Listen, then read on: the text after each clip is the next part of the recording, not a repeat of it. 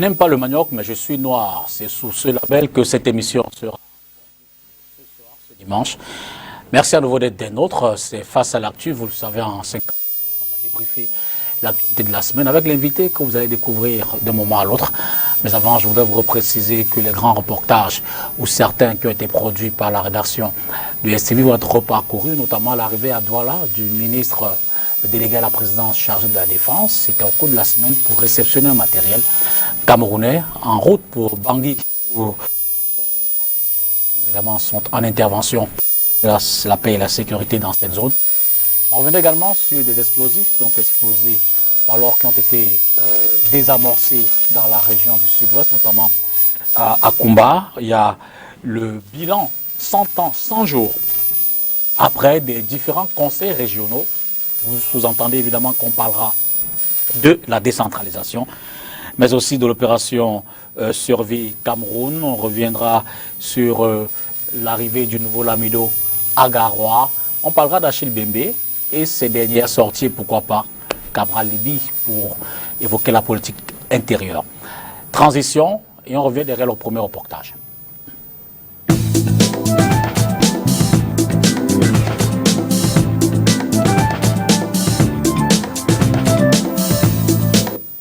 Vous le savez, tout comme moi, le Cameroun participe donc à la sécurisation ou alors au retour à la paix en République centrafricaine à travers une mission des Nations Unies. Nous avons près de 2000 forces de défense et de sécurité installées là-bas. Et pour mieux accompagner cette mission militaire, le ministre de la Défense, ministre délégué à la présidence chargé de la Défense, Joseph Betty Assomon, est venu à Douala cette semaine, je l'ai dit, réceptionner un matériel important en route pour Bangui. Monsieur le général des corps d'armée et chef d'état-major des armées. Ce sont 78 conteneurs, 43 véhicules pick-up, 66 véhicules poids lourds, 33 véhicules blindés, 43 remorques et 24 groupes électrogènes qui ont été réceptionnés ce jour à la base 201 de Douala par le ministre délégué à la présidence de la République en charge de la Défense, Joseph Betty Assomon.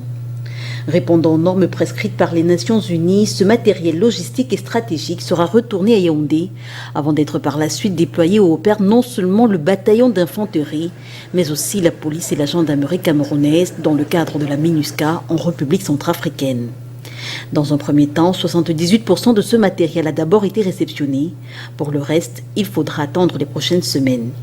Au terme de cette cérémonie, le ministre de la Défense a appelé au sens de responsabilité des chefs militaires et personnels qui seront en contact avec ces équipements afin que ces derniers fassent l'objet d'un suivi et d'une maintenance méthodique, car acquis dans un contexte économique pas des plus reluisants en raison de la pandémie Covid.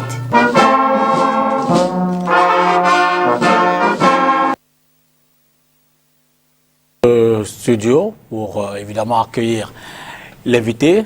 Je n'aime pas le manioc, mais je suis noir. Vous mangez toujours pas le manioc? Absolument pas. Bon, bah, attends, j'ai dit je n'aime pas. Ah d'accord. Alors, pas je à ne vous mange de pas. dire, oui, j'ai pas dit je mange pas. Encore que c'était une image, hein, Je pense, oui. pour ouvrir un état d'esprit. Dans votre bouquin, vous êtes écrivain. On vous présente plus. Gaston Kelman nous fait l'honneur d'être là ce dimanche. Merci infiniment. C'est le plaisir pour moi. Mais davantage, la raison de votre invitation, évidemment, c'est l'actualité. Notamment cette rencontre entre le 7 et le 9 octobre prochain. La rencontre devait avoir lieu au cours du mois de juillet, mais elle a été reportée s'agissant du sommet de Montpellier, le sommet France-Afrique ou Afrique-France. Évidemment, à l'occasion, Emmanuel Macron a invité Achille Bembe, qui lui a rassemblé un certain nombre d'intellectuels pour en parler. Mais d'abord, avant peut-être de revenir sur cette sortie, et on le sait tout au long de la semaine, ou alors les jours précédents, vous avez réagi face à la sortie ou alors au fait que Achille Bembe l'ait accepté. Avant peut-être de parler de cet échange-là, avez-vous le sentiment que la France, Emmanuel Macron, est sincère dans sa démarche? Vous savez, je ne suis pas supposé juger de la sincérité ou de la non-sincérité des gens. Je suis supposé analyser les faits tels qu'ils sont. Macron peut être sincère ou pas, ça n'a pas beaucoup d'importance, mais est-ce que c'est à Macron de décider de la politique française de l'Afrique? Vous voyez, ça me gêne toujours d'ailleurs de mettre face à face un continent et un pays. On est vraiment encore dans la totale mission civilisatrice et dans la post-colonie la plus abjecte. Alors, Et puis vous savez très bien que l'enfant de première année de psychologie le sait, il y avait un adage qui disait que la liberté ne se donne pas et s'arrache. Si vous n'êtes pas prêt à être libre, Macron peut faire 2000 sommets avec qui il veut. D'abord la France-Afrique politique, et puis après la France-Afrique intellectuelle, maintenant que M. Mbembe va mettre sur les starting blocks. Ça ne changera rien. Il faudrait que ce n'est que quand l'Africain sera prêt à prendre son destin en main, parce que là nous sommes encore dans une aliénation postcoloniale qui ne dit pas son nom. Et j'ai cité beaucoup Césaire, qui est l'un de mes maîtres. Il disait, on avait fourré dans sa tête, un mauvais génie avait fourré dans sa tête qu'il n'avait pas capacité à juger, à porter son propre destin. Donc c'est Paris qui décide comment est-ce que nous allons gérer la politique africaine. Et les termes de Mbembe en la matière sont tout simplement attristants aussi. Pourquoi est-ce qu'il va? Les explications qu'il donne, qui le conduisent à aller à Montpellier, sont très attristantes. Mais compte tenu du contentieux historique, je veux dire que nous ne l'avons pas voulu, la France peut-être, ou alors les colons à l'époque. Mais compte tenu du contentieux historique, est-ce qu'il n'est pas justement dans l'approche de ceux qui sont dans cette démarche-là, judicieux, d'évoquer cette indépendance, tant il est que nous ne le sommes pas encore, cette envie pour l'Afrique, l'enfant, de voler de ses propres ailes, n'est-il pas, je voudrais demander, judicieux justement, d'évoquer ces questions fondamentales? D'ailleurs, fondamentales, c'est l'un des termes évoqués pour cette rencontre, avec le colon, l'ancien colon. Mais je veux dire que, je vous assure que, vous m'avez demandé si Macron était sincère. D'accord. Je vous dis qu'en psychologie, Macron n'est pas capable, n'a pas les moyens de gérer le destin de l'Afrique. Macron ne sait pas quelles sont les attentes de l'Afrique. Il peut être le surdoué, le plus grand surdoué du monde. Il ne sait pas quelles sont les attentes des jeunes Africains. Et vous avez peut-être remarqué cette espèce de concomitance qu'il y a entre cette espèce de soulèvement de la jeunesse, de ma jeunesse africaine, qui dit « Ah non, nous on ne veut plus, non, le franc CFA, non, on n'en veut plus, les jeunes rues dans les brancards ». Et même les nations européennes aussi commencent à dire vraiment c'est un peu trop colonialiste, le franc CFA par exemple. Et là, en quoi est-ce que la France-Afrique de Mbembe sera plus effective que... Pourquoi est-ce qu'il n'appelle pas les chefs d'État comme il le fait toujours? Pourquoi maintenant il court-circuite les chefs d'État? Tout simplement, comme je l'ai dit, parce que l'approche a toujours été d'opposer l'intellectuel à l'homme politique. Les deux parties de l'élite, des dominés. On les oppose tous les deux. Aujourd'hui, on connaît très bien le discours d'Achille Mbembe, les satrapes, les satrapes, les satrapes, les satrapes. Aujourd'hui, il s'en va avec le chef des satrapes pour décider de comment on va bouffer les satrapes. Je pense que c'est un peu... S'il ne l'a pas compris, que ce n'est pas son boulot. L'intellectuel se projette. L'intellectuel n'est pas un diplomate. Il n'est pas un négociateur. Le poète est semblable au prince des nuées qui hante la tempête et se rit de l'archer. Il est au-dessus de la mêlée. Justement, il lance des perspectives. Il évoque trois raisons essentielles qui ont motivé son acceptation. La première, c'est la curiosité intellectuelle. Je veux dire qu'il a été invité, et puis il aimerait bien qu'est-ce qui va se passer, voir, et qui sait peut-être participer. La deuxième sont les motivations politiques, compte tenu des avancées de Macron. Voilà, non, même déjà compte tenu du concept France-Afrique, et puis des avancées de Macron. Et la troisième, c'est le nouveau paradigme mondial. Le monde unitaire, la mondialisation, les nouvelles technologies et l'évolution du monde.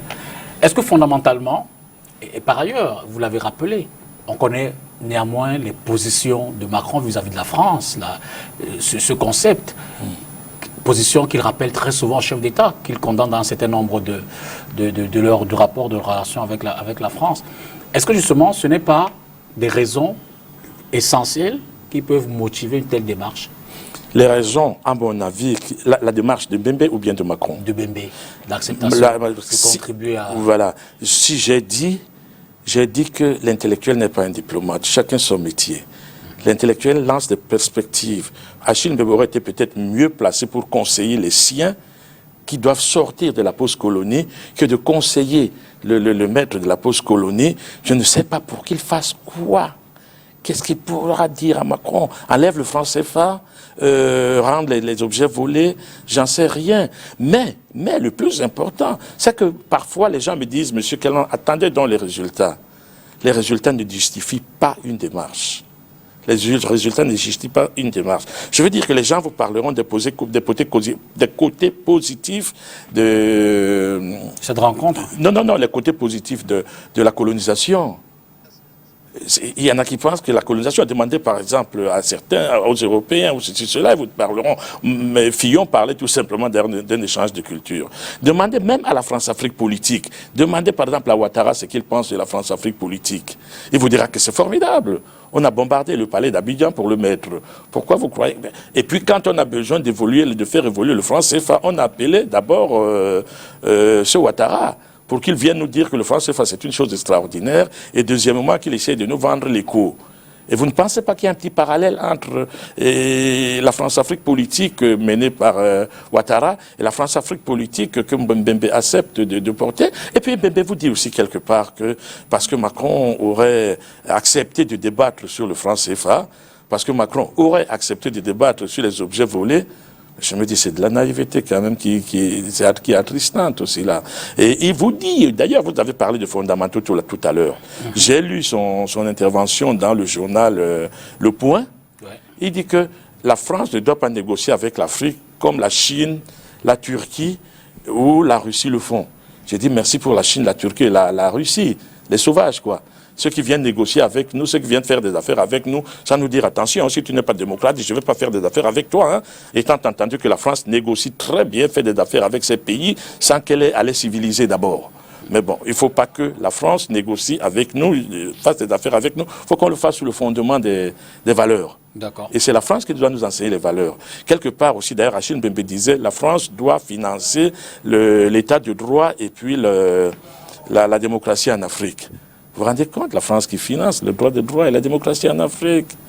Mais si l'Afrique n'est pas prête, quelle que serait la volonté de la France, ce qui n'est pas le cas, elle ne pourrait pas se sortir de cet espace. C'est à l'Afrique d'être prête. Et c'est pour cela que je propose des solutions. Il faut qu'on récupère nos langues, il faut qu'on apprenne, il faut qu'on rentre dans notre imaginaire, qu'on sache qui nous sommes. Parce qu'aujourd'hui, nous n'avons même pas de pensée. La pensée qui se transmet à travers notre école est la pensée française, la pensée occidentale en général. Je donne des exemples. Je dis, quand vous avez commencé vos apprentissages avec le corbeau et le renard, le coquille ne remplacera jamais le fromage dans votre tête. Quand on vous parlera, il en fait tout un plat, il en fait tout un fromage, l'imaginaire dans nos têtes, il faudrait que notre...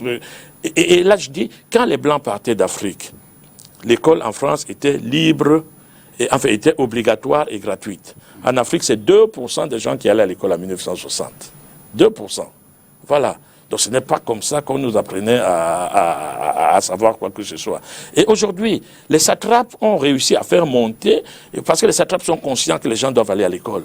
Mais le problème de l'école africaine aujourd'hui, c'est ce qu'il y a dans les contenus scolaires. Je dis parfois que quand vous prenez un livre scolaire en Afrique, de la première à la dernière page, vous lisez une seule phrase. Le blanc te dépasse. Tu es à l'école du blanc. Tu utilises la langue du blanc, avec les livres du blanc. Quand tu seras grand et que tu auras les moyens, tu vivras comme un blanc. Voilà ce qu'on apprend à chaque pas.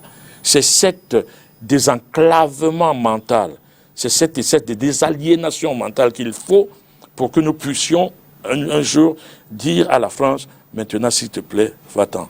Mais tant qu'il y aura toujours des intellectuels, la voix de son maître, parce qu'en fait, Achille Mbembe, c'est la voix de son maître, et des hommes politiques qui, eux aussi, sont dans cette... L'homme politique, on lui fait peur en lui disant, si tu continues, tu vas voir le sort de Sankara. Et à l'intellectuel, on lui dit, mais toi, tu es le nouveau blanc, hein, toi, tu as été à l'école, ces satrapes-là qui ne valent rien, insulte-les. On a opposé les deux doivent se mettre ensemble, chacun à faire son métier. Prenons le deuxième reportage, et puis on vient derrière pour éventuellement évoquer les solutions, concrètement, comment ça pourrait se passer par là, évidemment, de cette relation France-Afrique. On va combattre. Military specialists from the 6th Military Battalion of the Rapid Intervention Battalion for the Southwest Region have successfully deactivated an improvised explosive device at the Kumba Main Market on Thursday, May 13, 2021. The call I have for population is a very clear one. It's a call for absolute vigilance. It's a call for absolute vigilance. Like I was talking to the crowd, everybody should open their respective eyes.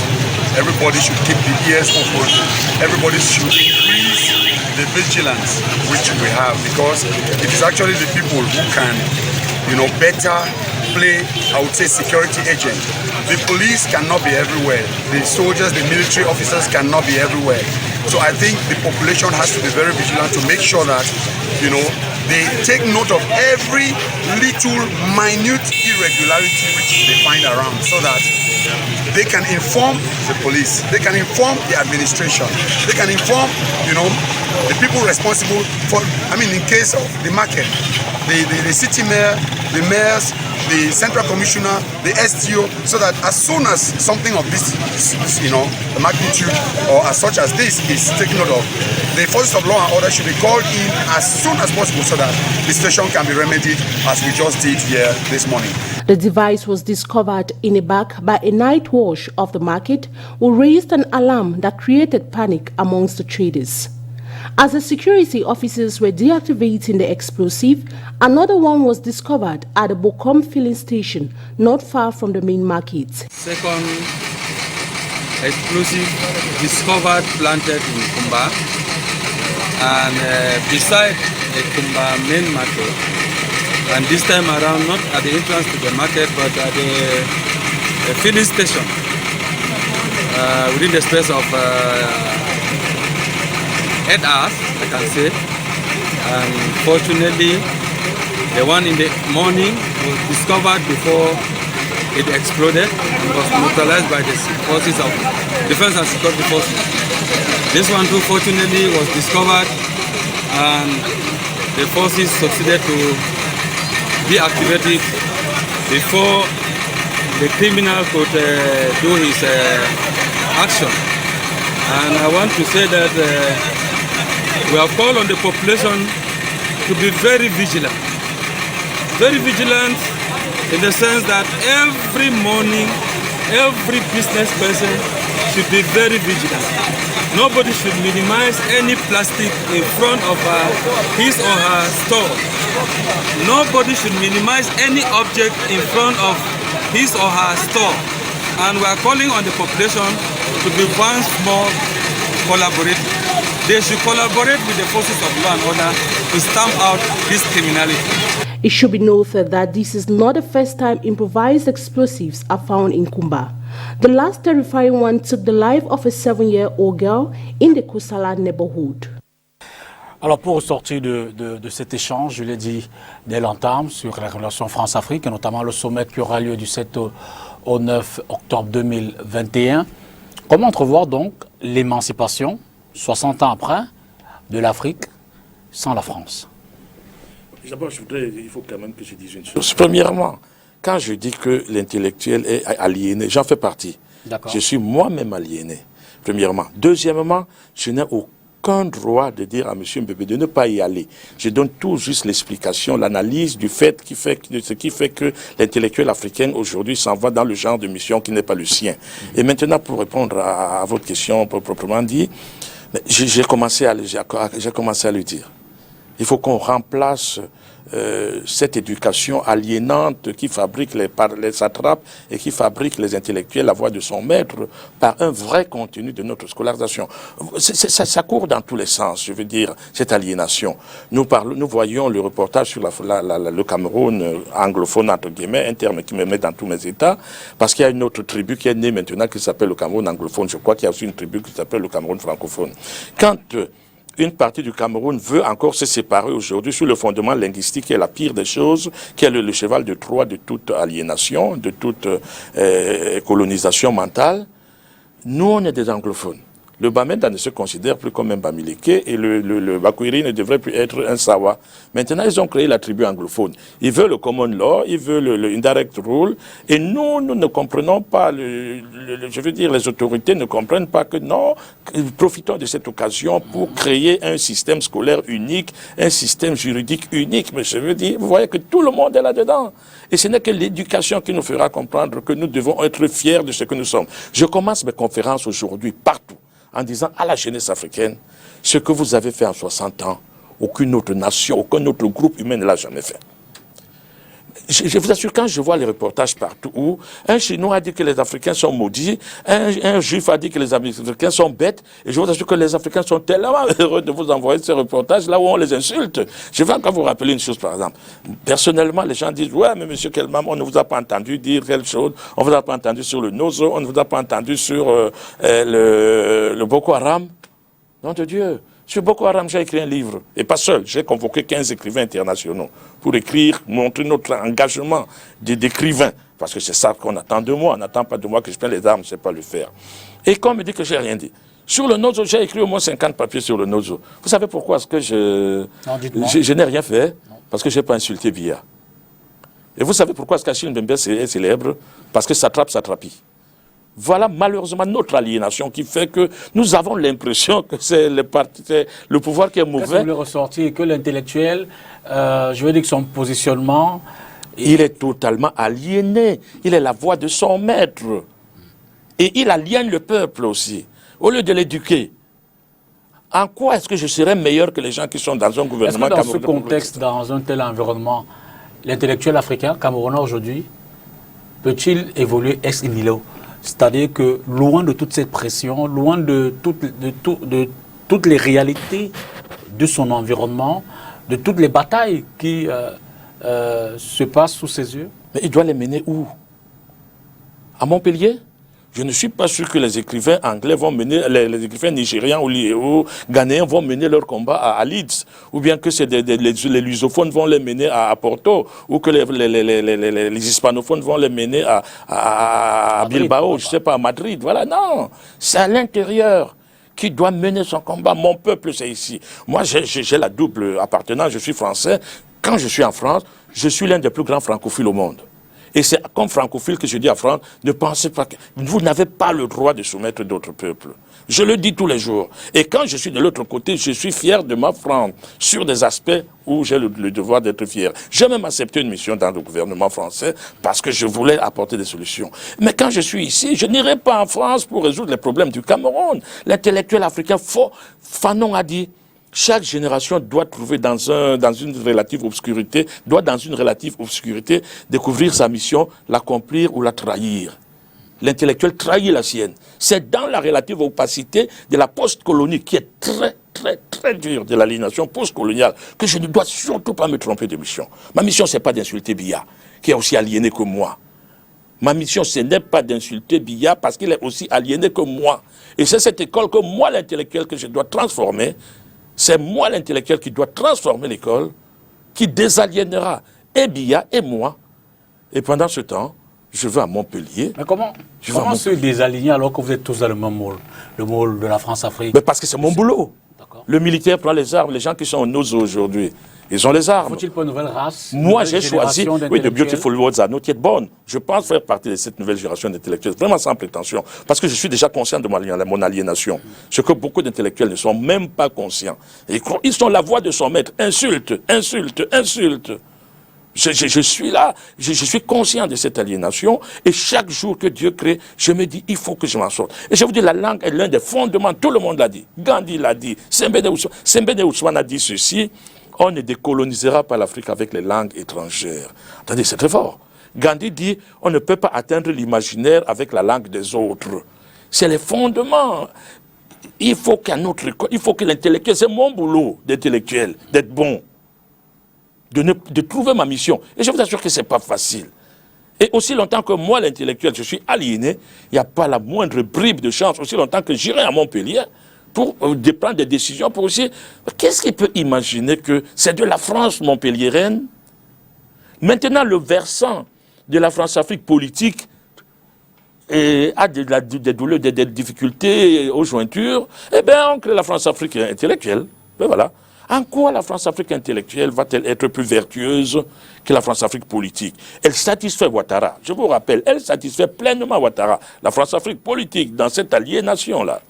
Ouattara est le plus grand souteneur du franc CFA, par exemple. Il est le plus grand vendeur du franc CFA. Et Achille Mbembe, en nous disant, Macron doit nous dire comment est-ce que nous devons... La France doit nous... La relation avec le franc CFA. Oui, le franc CFA. Mais c'est d'ici, c'est un jour, c'est l'Afrique qui doit dire on arrête le franc CFA. Quel intérêt? Alors Macron, c'est un petit saint, moi je veux bien, j'ai rien contre lui. Mais il ne peut pas. Et même s'il le faisait, si nous ne sommes pas prêts, nous reprendrons nos devises et puis on ira là-bas. Dans notre... Aujourd'hui, l'aliénation est telle que quand un enfant, quand un monsieur est riche, qu'il a les moyens, on dit qu'il vit comme un blanc. Voilà. Et lui-même, celui qui a été à l'école, il est convaincu qu'il est le nouveau blanc. Et l'Africain, le noir en général, n'a qu'une perspective. Cette perspective, elle s'appelle l'homme blanc. Soit je vais ressembler au blanc, soit je vais m'opposer au blanc. Pour le moment, l'Africain ne réussit pas, ne réfléchit pas une seconde sans la perspective. D'abord, c'est pour cela qu'il s'appelle le noir. Il oublie que c'est le blanc qui a inventé le nom de noir, comme il a inventé le nom de jaune, que l'homme a inventé l'appellation de rouge. Et que les autres qui de plus en plus sont libérés, vous n'entendrez pas un Chinois vous dire qu'il est rouge, ou jaune, je ne sais pas. Et le noir vous dira non seulement il est noir, ce qui veut dire qu'il est laid, qu'il est fainéant, qu'il n'est rien. C'est ça que ça veut dire. Et il vous dira je suis fier d'être noir. Il ne se rend même pas compte c'est-à-dire de l'aliénation, de la psychose, même presque de la névrose qu'il y a. À se dire que je suis laid et je suis fier. On m'a dit que je suis laid, je suis fier. Pourquoi, en fait, à quoi ça sert de s'appeler noir? Dites-moi une seule fraction de seconde. Pourquoi les jaunes ont disparu, les rouges ont disparu? Même des exemples aussi banals. Le blanc lui-même n'a plus, le français n'a même plus le courage de nous appeler vraiment les noirs et les blacks. Parce que se dit, c'est là les pauvres, bon, noirs peut-être que c'est, disons, blacks. Voyez, il y a des choses qui paraissent aussi simples que celles-là, qui sont tout simplement des indicateurs. Dans tous les pays au monde, la langue, c'est le gentilé. Je veux dire, le Bassa parle le Bassa, l'Indien parle l'Indien, le Chinois parle le Chinois, même s'il appelle ça mandarin. Mais je veux dire, l'Anglais parle l'Anglais, l'Italien parle l'Italien, l'Espagnol parle l'Espagnol, le Camerounais parle quoi? Voyez, des choses aussi banales que vous ne pouvez pas exister avec la langue d'un autre. La Grèce conquise son farouche vainqueur et emporta les arts dans le sauvage Latium. C'est-à-dire, depuis la Renaissance de Rome, un siècle avant Jésus-Christ, on savait que si tu parles la langue d'un autre, c'est lui qui t'a dominé, même si tu l'as battu par les armes. Battons un peuple par les armes, comportons-nous comme lui, c'est nous qui disparaissons. D'accord, on va parler d'autre chose à présent, mais avant de prendre ce troisième reportage de l'émission qui revient sur l'opération Survie Cameroun. Vous le savez, depuis quelques jours déjà, cette opération suscite des grincements de dents après la sortie de Christian Penekoka, qui en était le gestionnaire, d'après les audits également, et la polémique est donc sur la place publique. Et pas plus tard que cette semaine, Christian Timban Beaumont, qui est l'un des avocats parents de l'opération, est monté au créneau. Suivez plutôt. C'est sur les antennes de Radio France Internationale que celui qui était jusque-lors le parrain et la caution morale de l'opération Survie s'est exprimé ce 11 mai. Maître Christian Timbane demande un nouvel audit des fonds récoltés par la plateforme créée par Maurice Kamto pour contribuer à la lutte contre la Covid-19. Selon l'avocat, on serait loin du gap de 330 000 € qui alimente les débats depuis quelques semaines déjà. Il affirme en effet avoir constaté à partir d'un document que des collectes auraient été enregistrées en interne sans pour autant figurer sur la plateforme. Des collectes qui seraient de l'ordre d'environ 8 millions d'euros, soit 5 milliards de francs CFA. Pour clarifier la situation, Maître Christian Timbane appelle à un nouvel audit, mais cette fois judiciaire. Entendez une expertise judiciaire faite sur le contrôle d'un juge par un auditeur désigné par ce dernier. Un travail qui sera fait de façon indépendante et neutre. L'avocat remet en question les précédentes expertises qui, de son point de vue, étaient surtout des audits à l'amiable. Notons que c'est la deuxième fois qu'un aussi proche de l'opération Survie émet publiquement des réserves sur le montant total généré par elle. Maître Christian Timbane, après Christian Pendaikoka, le président du comité de gestion de la dite opération. Gaston Kelman, que vous suscite cette polémique? Que vous suscite tout ce qui se fait désormais autour d'une opération qui était évidemment, dès le départ, qui avait pour ambition d'apporter un soutien aux Camerounais face à la pandémie, donc une œuvre humanitaire chez Faïdi louable. Bon, qu'est-ce que vous voulez? Je veux dire que c'est tout simplement des pieds nickelés qui se mêlent de ceux qui ne comprennent pas. Je crois que c'est la première fois que je vois un homme politique se mêler d'humanitaire. Je ne dis pas qu'un parti ne peut pas créer une antenne qui s'occupe de l'humanitaire. Mais je veux dire qu'alors là, il s'en détache totalement. Je donnerai des exemples sur les espaces que je connais. Peut-être préciser que Maurice Kamto a lancé l'initiative, mais après... Dès qu'il lance, il n'y est plus. C'est exactement ce qui Jacques Lang a créé SOS Racisme. Absolument. Vous n'avez jamais encore entendu Jacques Lang se mêler de SOS Racisme? Et pourtant, tout le monde sait qu'il a créé SOS Racisme pour avoir un réservoir des partis pour le Parti Socialiste. Monsieur Kamto, qui crée Survie, il doit faire une œuvre qui permettrait que son parti puisse avoir de l'éclat, montrer que nous nous battons. Mais alors, à partir de là, il se retire totalement. Et je suis tout à fait surpris de voir que c'est lui qui tient les discours pour nous dire qu'on a fait un audit, Il faut même voir quand il parlait ce jour-là, franchement comme un enfant de la maternelle, parce qu'on avait l'impression qu'il tremblait, qu'il ne savait même plus lire. Ce n'est pas le domaine du politique de se mêler Et ce qui devait arriver arrive. J'entends des gens, Je veux dire qu'il est de bon ton pour lui, après avoir associé son nom à une initiative comme celle-là, de s'assurer, le moment venu, que les choses sont bien passées. Mais pourquoi est-ce qu'il associe son nom? Il n'associe pas son nom. Il associe le MRC. Le président n'a rien à voir dans la création de ce genre. Il le fait. On se dit, bon, évidemment, il n'y a pas autant de personnes ici, peut-être, qui peuvent se mêler de ce genre, des ressources humaines. Voilà, c'est le terme que je cherchais dans ce parti. Et qui se dit, je lance l'opération Survie. Monsieur Ekouka en est désormais le grand patron. Étant entendu d'ailleurs que Ekouka a des acquaintances avec le parti, ce n'est peut-être pas lui qui était le mieux indiqué pour cela. Ekouka n'est pas du MRC, hein? Non, mais c'est ça que je dis. Mais attends, il est quand même un allié politique absolument, du MRC. Absolument. Il n'est pas là, je veux dire, c'est pas un juriste qui conseille le je ne sais pas trop quoi. Il est un partenaire du MRC. À partir de là, il ne devait pas s'en mêler. Et puis, d'ailleurs, moi, c'est peut-être le plus triste de toute cette affaire-là. Et entre Kamto, effectivement, qui s'est trompé du tout, et on voit un peu comment est-ce que ce parti-là, effectivement, il y a aujourd'hui tout ce qui sort du tout. Chaque fois qu'il y a une opération MRC, les types qui s'en vont n'arrête pas d'insulter Kamto. On a assisté à ça. Bon, ça doit quand même ça doit lui poser problème à lui-même déjà. Et puis, le type est au gouvernement. Il n'arrête pas de dire tout le mal qu'il pense au gouvernement. Il ne démissionne pas, hein. Je me dis, mais le type là, il est sadomaso. Qu'est-ce qu'il fait là? Si ça ne va pas. Ou alors, dans ma logique à moi, mon pays n'est pas parfait, mon pays est dans une logique de renaissance, il a ses faiblesses. Je vais essayer d'avoir l'oreille du président. Si je lui glisse 5 choses, peut-être qu'une passera. Et j'aurai rendu service à mon pays. Non, Pédale Coca au gouvernement, il dit tout le mal qu'il pense à ce gouvernement. Voilà. Et puis, à une semaine des élections, vous allez voir ce que vous allez voir. Je vais vous montrer, vous allez voir. Armes et bagages, il s'en va chez Kamto.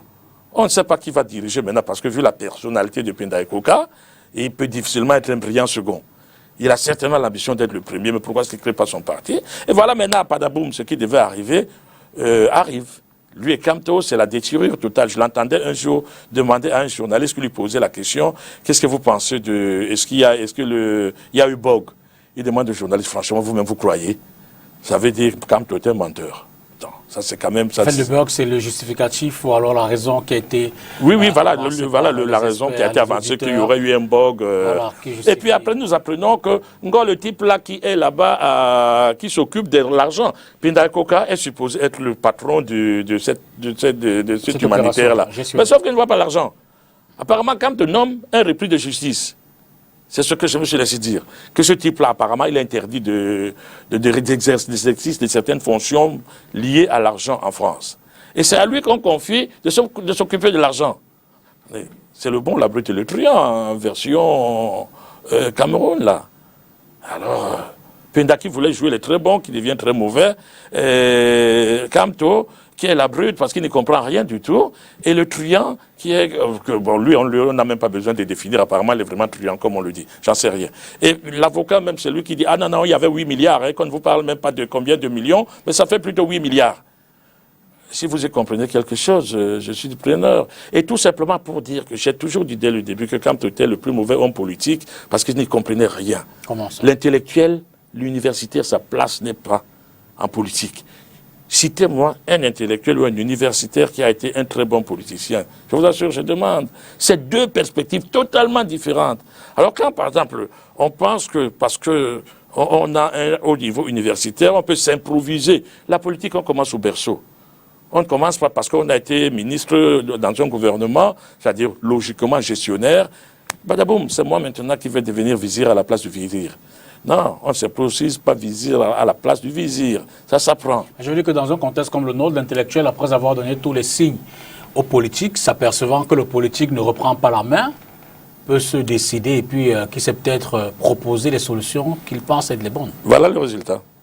Bon, il fait comme Camto. Je vous dis, chaque personne qui a parti du MRC n'a eu de cesse de dire du mal de Camto. N'empêche qu'à côté de 5 ou 6 personnes parties, il y a des centaines de milliers de personnes derrière qui continuent à le soutenir. Non moins intellectuels aussi. J'en sais rien. Vraiment, on ne les entend pas beaucoup. Je ne sais pas, vous les entendez, moi pas du tout. Bon, il y avait quand même un parti, c'est des ténors. Il y avait les filles comme Doko, on l'entendait tous les jours. Et bon, M. Djamène est parti avec armes et bagages, maintenant on connaît les résultats. Le pauvre Paul-Éric Kingé est parti, on savait ce qu'il disait après. Même l'avocat Mbono Timban, maintenant apparemment ce n'est plus cette histoire d'amour. Et ceux qui sont là, vous entendez encore beaucoup de gens lever le ton pour dire ouais, nous y croyons. Mais ils peuvent y croire, c'est pas grave, mais ils se trompent, je suis désolé. L'intellectuel et l'universitaire ne sont pas faits. Il y a pas un peu de prétention de votre part de dire qu'ils se trompent. Mais on verra la suite. J'ai dit dès le premier jour que M. Camto était de très mauvais politicien parce qu'il se fourvoyait. Les gens qui soutiennent Camto, soyons clairs, comme beaucoup d'hommes politiques dans le contexte camerounais, d'ailleurs, il y a 3 objectifs. Premièrement, c'est le frère du village. Bamileke, comme beaucoup soutiennent Cabral parce que c'est le frère du village, Bassa, comme beaucoup de Bamos soutiennent Njoya parce que c'est le frère du village, comme les gens du Nord soutiennent parce que c'est le premier parti au Cameroun aujourd'hui. Du Grand Sud soutiennent voilà, parce que c'est le frère du village. Deuxièmement, parce qu'il a été à l'école. Et il se trompe. L'homme qui a été à l'école n'a pas été à l'école du politique. Et troisièmement, parce que Biya doit partir. Et on avait, quand tu présentes bien, il est un grand professeur, il est le frère du village, ça signifie qu'il peut remplacer Biya, ils se sont trompés. Donc ceux qui continuent aujourd'hui à penser que Camto était non politique, ils se trompent. Même si ça décharge, certains vont opposer les statistiques. Les gens au-delà du village, il a quand même un certain nombre de soutiens. Mais j'ai dit une partie, évidemment qu'il a du soutien. Les maîtres Simpson derrière lui, Amadou Mota, bien d'autres. Oui, je peux vous citer par exemple, je peux vous rapporter les citations de ce que Camto dit par exemple. C'est toujours à côté de la plaque. Quand par exemple, au lendemain des élections, il dit la France doit intervenir au Cameroun pour défendre ses intérêts économiques. Le Camerounais que je suis et l'intellectuel que je suis, j'ai dit, mais ce type-là, qu'est-ce qu'il raconte? Il ne sait pas comment la France... Il veut que la France intervienne comment? Comme au Tchad, comme en Côte d'Ivoire, comme en Algérie, comment? Comme en République centrafricaine, comme au Mali, nous on n'a pas la guerre. La France doit intervenir comment? C'est-à-dire, vous entendez ça, vous vous dites, mais le type il s'est trompé de chemin. Et ou bien quand il vous dit, je ne comprends pas que l'Europe ne fasse rien alors qu'elle se plaint que la jeunesse, les migrants saturent l'Europe. Oh nom de Dieu, mes enfants saturent l'Europe. Je peux vous en citer plusieurs comme ça. Il est toujours très à côté. Le concours Boulou, c'était aussi très malvenu. Et je n'étais pas le seul à lui dire, mais écoutez monsieur, ne dites pas des choses comme ça. Un politique ne fera jamais ce genre d'erreur. Je veux dire, tout ça, ça fait que le type... Il est fort certainement brillantissime comme avocat, il est certainement brillantissime comme professeur, mais comme politique, il fallait... Je veux dire qu'à côté de tout cela, si on est peut-être sur la balance entre ce que vous relevez comme étant des petits péchés politiques... Non, de gros, attendez. D'accord, mais quand on regarde quand même son programme, ce qu'il projette pour le Cameroun, on peut se dire, malgré ses défauts, il y a du potentiel, il y a de la contenance. Dans un programme, oui. Vous avez déjà vu quelqu'un respecter son programme sur la terre? C'est pas un procès d'intention. Non, absolument pas. Moi vis-à-vis de lui. Non. Oui, bon. Il n'y est pas encore. Attendez, si je n'étais pas un type, je vous ai dit que je suis un type de prospective, de perspective. Si je ne suis pas capable de vous dire ça, vous savez quel est le plus beau programme que j'ai jamais lu? Non, dites-le moi. C'est le libéralisme communautaire de Paul Biya. Alors là, il y a tout dedans. Je prends. Et je ne suis pas sûr que beaucoup de Camerounais soient satisfaits et soient convaincus que le programme correspond à ce qui a été réalisé après. Je ne suis pas sûr. Même la région n'est pas comme elle est écrite dans le livre. Merveilleux. Le problème linguistique n'est pas résolu sur le terrain comme sur le livre. Merveilleux. Le problème anglophone n'est pas résolu sur le cas comme... Le programme, c'est rien. Il est là pour... C'est une espèce de déventure. C'est une espèce d'encart publicitaire. Et d'ailleurs, l'un des plus grands politiciens que j'ai jamais connu, Pasqua, il disait que les promesses n'engagent que ceux qui les écoutent. Donc, on suit une personne parce qu'elle sait bien parler, elle a du charisme et elle va faire des choses. Mais ce n'est pas le programme. N'empêche que chez nos confrères de Vision 4, il était invité à Jean Baïbek, dit qu'aujourd'hui, s'il y a un opposant qui reste au Cameroun, qui défend, qui réussit à porter un son, une tonalité différente du parti au pouvoir, c'est bien le président du MRC, Maurice Kamto. Mais qui a été au pouvoir. Je veux dire que c'est un lueur. Oui, mais oui, Baïbek a tout à fait le droit de dire ce qu'il veut. Ça ne veut pas dire que Baïbek a raison. Et par rapport à quoi? Quelle est la lueur à l'analyse, quand on regarde le panel des hommes politiques, des partis politiques au Cameroun aujourd'hui, je veux dire que 3 ans après la présidentielle, si on entend quand même encore des relents de vivacité dans l'opposition, ou alors en opposition au pouvoir, c'est bien venant du MRC. Mais citez-moi ces derniers temps ce qu'on a entendu du MRC. Comme opposition au pouvoir, ils sont englués dans leurs propres problèmes. Attendez, M. Tongo, dites-moi, M. Dipita Tongo, dites-moi ce que vous avez entendu du MRC depuis 1 an. Personnellement, je ne vois pas. Honnêtement, je ne vois pas. Mais entendons-nous bien. L'opposition camerounaise a très souvent été mauvaise. L'opposition, celle qui pensait qu'il fallait à tout prix passer par le gouvernement pour être visite à la place du vizir, était aussi très mauvaise. Il y a une lueur d'opposition aujourd'hui qui ressemble à quelque chose de naissant. C'est cette jeunesse-là que j'ai toujours vantée. Et par exemple, Pinda Kokaute aurait été très bien inspiré de dire à la jeunesse, les Cabral, les Oshi, les Matomba, écoutez les gars, voilà ce que moi je vous conseillerais. Ne faites pas comme vos aînés, c'est-à-dire lui, Pinda Koka, moi, Gaston Kelman, Kamto, ne faites pas comme nos aînés. Nous, on pensait qu'il fallait, c'est quand même la première fois qu'on voit quelqu'un créer un parti ou bien avoir des ambitions au Cameroun à moins de 60 ans ou 50, mais surtout, n'ayant pas été au pouvoir. Même les Amanadji qui sont des opposants aujourd'hui ont tous été au gouvernement. Et le chairman a été au RDPC. Tout le monde a été là-bas et après on part. Mais alors, je me dis que la seule nouvelle offre aujourd'hui, c'est celle de ces jeunes-là qui vont en inspirer d'autres. Je ne dis pas que The Beautiful Ones sont déjà là. Je ne dis pas qu'ils sont déjà les meilleurs. Ils sont déjà bons. Mais je dis qu'aujourd'hui, la jeunesse se dit, on n'a pas besoin d'aller derrière Biya pour pouvoir exister. Mais on n'a pas besoin d'aller derrière Kamto, tous ces gens qui sont passés par le gouvernement pour pouvoir exister. Moi, ce n'est que là que je pose mon espérance. Mais me dire aujourd'hui que l'opposant le plus crédible, c'est le MRC, je demande en quoi? Avec les talibans de la base, avec les déboires de l'argent, dès qu'on y touche, boum, on vous parle de 8 milliards qui ont disparu.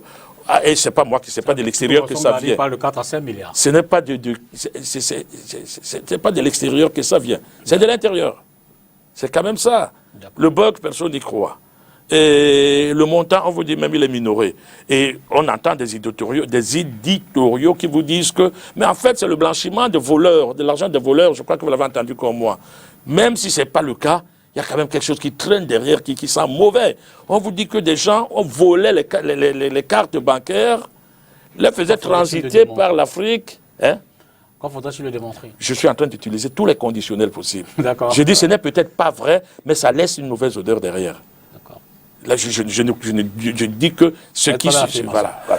Alors, on va prendre cet avant-dernier stop pour parler du bilan 100 jours après du conseil, des conseils régionaux. Il y en a 10 au Cameroun. Vous le savez, c'était, ou du moins l'ambition de ces nouvelles entités, c'est en voie de la décentralisation pour davantage rapprocher la décision de l'administré. 100 jours après, est-ce qu'on peut ressentir les prémices?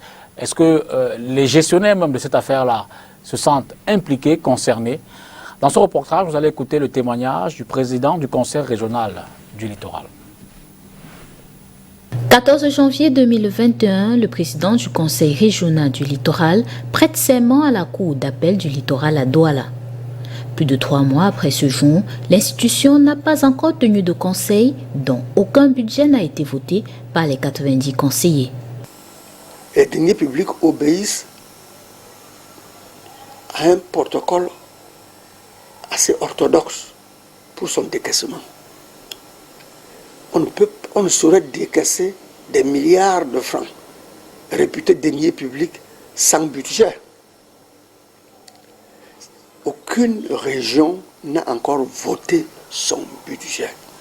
En attendant d'avoir des locaux et un organigramme, le conseil régional du littoral a un secrétaire général et un receveur municipal, tous deux nommés par le président de la République. Si aujourd'hui tout s'arrête, et qu'on me demande, après 100 jours, président du conseil régional Banglo, qu'est-ce que vous avez fait? Je veux dire à mes frères camerounais, je m'attelle à faire exister physiquement le conseil régional du littoral. Il faut que je donne au conseil régional du littoral un bureau avec une enseigne. Ça, c'est la première mission. Après celle-là, il faut mettre en place un organigramme. Mettre les hommes qui vont faire le travail. C'est aussi l'heure du bilan pour le nouveau maire de la ville de Douala. Nous avons remis la machine à marche et que les prestations attendues de la population sont délivrées de mieux en mieux, qu'il s'agisse de l'entretien routier, où la circulation est plus fluide. Nous avons réparé plusieurs tronçons qui étaient en très mauvais état. Nous avons bouché les trous. Donc l'entretien routier va mieux. Qu'il s'agisse de l'enlèvement des ordures, il n'y a pas de crise d'enlèvement des ordures à Douala depuis que nous sommes là. En effet, c'est le 6 mars 2020 qu'a lieu la cérémonie de passation technique entre le docteur Frisk Tonentone, qui a fait 14 ans comme délégué du gouvernement auprès de la communauté urbaine de Douala, et le nouveau maire de la ville de Douala. Reparlons politique. Gaston Kelman, nous avons encore une petite dizaine de minutes, 12 exactement. Vous disiez pour la relève, il faut peut-être parler ou penser à cette jeunesse politique qui s'est impliquée davantage. Mais je veux dire que quand on remonte par exemple en 82, et lorsque le président Biya prenait le pouvoir, effectivement c'était des jeunes à l'époque, mais des jeunes qui avaient un bagage en termes d'expérience académique, en termes d'expérience managériale, tout au moins au niveau du gouvernement. Aujourd'hui, cette jeunesse, quand vous l'observez, quand vous la regardez, c'est vrai, certains, si on parle de Cabral Libi, sont aux affaires, tout au moins en tant qu'élus, mais ils n'ont peut-être pas encore cette expérience managériale au sein du gouvernement, au sein de l'administration. Est-ce que ce n'est pas un handicap quand on regarde parallèlement ou par ailleurs l'état dans lequel le Cameroun est aujourd'hui? Évidemment, ça peut être un handicap. Mais c'est pour cela que ces jeunes-là doivent accepter de rentrer dans les rangs de l'apprentissage. C'est-à-dire entre au gouvernement? Non, non, absolument pas. Je dis bien dans les rangs de l'apprentissage. Aller aux élections, aller au charbon, aller à la rencontre des populations. Moi, je ne leur donne pas un blanc-seing en disant ils sont parfaits, the beautiful ones sont déjà là. Non. Je dis que j'admire cette fougue, ce désir d'y aller. Et je dis, ça c'est une étincelle, ça c'est une espérance, ça c'est une renaissance. Mais vous êtes quand même d'accord avec moi que quel que soit le jeune qui avait de l'expérience, il venait toujours du même moule. Depuis 1960, jusqu'à présent, tous ceux qui sont aux affaires sont passés par le même moule. UC, UNC, RDPC. Et c'est de ça qu'il faudrait qu'on sorte aujourd'hui, bien entendu. C'est de ça qu'il faudrait qu'on sorte aujourd'hui. Et je ne sais pas qu'est-ce qui a pu motiver cette jeunesse, mais je suis très admiratif de leur courage politique. Ils vont se confronter, ils vont se brûler les ailes, ils vont prendre des coups, ils vont peut-être en donner, mais ils vont apprendre quelque chose. Ils nous font comprendre qu'on n'est pas obligé de passer par le RDPC, c'est-à-dire que sous une espèce de rente pour exister. Ils nous disent, ben, on peut partir tout seul. Et si nous ne réussissons pas, je voudrais quand même vous dire que je vous ai dit là que chaque fois que je parle aux Africains, je leur dis, vous devez être fiers de vous-même. Parce que ce que vous avez fait en 60 ans, aucune autre nation ne l'a jamais fait dans les conditions pareilles. Donc, alors là, je me dis, la nation ne se construit pas en 50 ans, c'est ce que les Africains ne comprennent pas. On leur dit, vous êtes mauvais, ils disent, nous sommes mauvais. Pourquoi? Parce que nous n'avons pas les rues et les écoles. Il a fallu 500 ans aux nations européennes pour partir du Moyen-Âge à la Renaissance, de la Renaissance au temps moderne. Il leur a fallu 500 ans. Il ne nous faudra pas 500 ans parce qu'on est très bons. Vraiment, nous sommes très très bons, nous sommes imputrescibles, indéboulonnables, nous sommes toujours là, nous faisons des erreurs comme tout débutant. Mais aujourd'hui, vraiment, je sens quelque chose. Qu'est-ce qui va de partout? Il y a des jeunes, moi par exemple, un type comme Kémy Séba, j'ai beaucoup d'admiration pour un jeune. Kémy Séba ne me salue pas, parce que pour lui, je suis complètement vendu, je suis vraiment... Il ne me salue pas, mais j'ai de l'admiration. Vous voyez, ça fait au moins 15 ans que Kémy est en train de faire ces trucs. Et d'ailleurs, vous savez d'où on l'expulse? C'est des pays africains. Les pays africains l'expulsent, parce qu'ils les encombrent en disant arrêtez le franc CFA. Le Sénégal dit on n'en veut pas. Et Nathalie Yamblaba, tous ces gens-là, moi j'ai beaucoup d'admiration, c'est pas mon style. Mais je me dis, ces jeunes-là font quelque chose, ce que nous, on n'a pas réussi. Nous, on était là à vouloir faire certaines choses, on ne le faisait pas si bien que cela. Eux, ils sont là, ils se servent des réseaux sociaux, ils savent faire tout cela. Et cette jeunesse-là, tout le monde le sent. Vraiment, Macron, vous êtes peut-être d'accord avec moi, mais en tout cas, ce n'est pas votre rôle d'être d'accord avec moi, c'est de me poser des questions. Que Macron, ce n'est pas par amour pour l'Afrique qu'il cherche des solutions maintenant.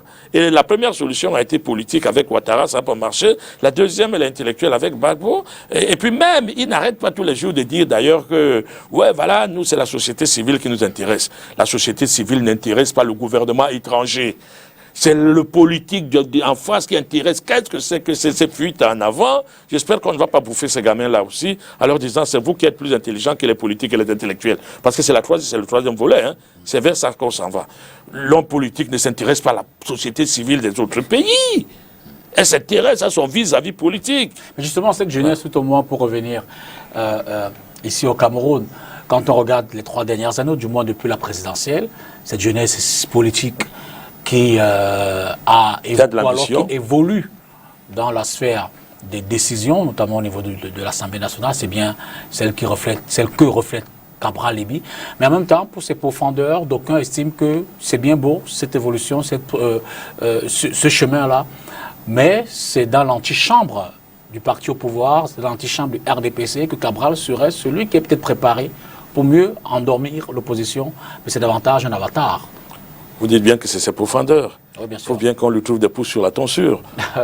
Bon, vous voulez pas que ses profondeurs disent qu'il est parfait. C'est de bonne guerre de se bouffer les uns les autres. Je ne dis pas que c'est faux, mais je ne vois pas les preuves qu'ils apportent à dire que Cabral s'en va à Itoudi le soir, c'est l'invité des soirs ou des petits matins. J'en sais rien.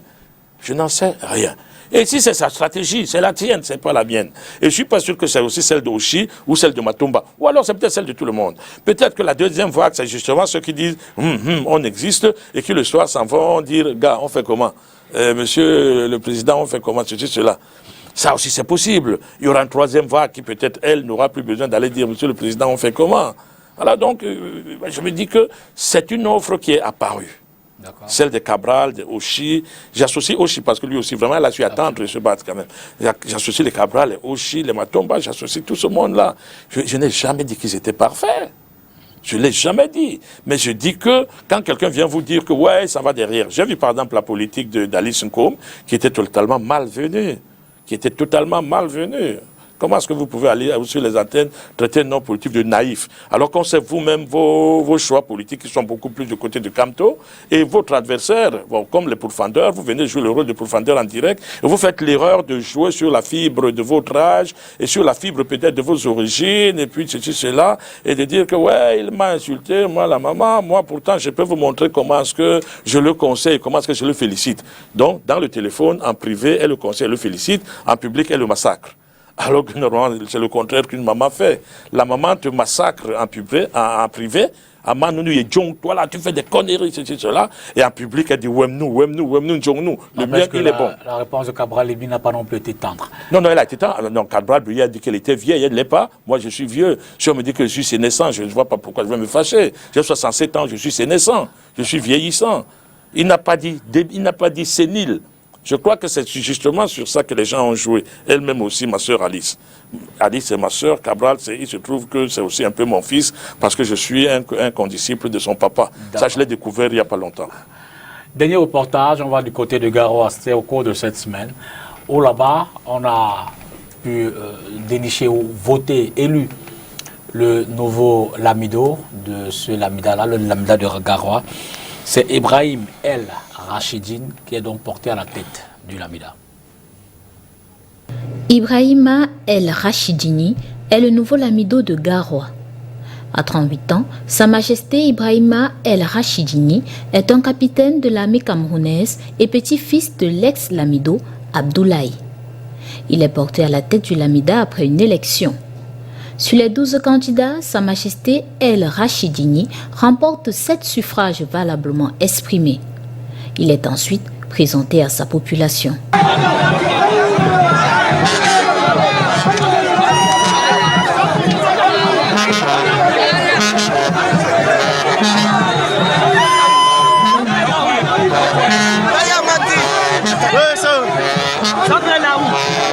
Issa Hayatou, ancien président de la Confédération africaine de football, un autre candidat, obtient 2 voix.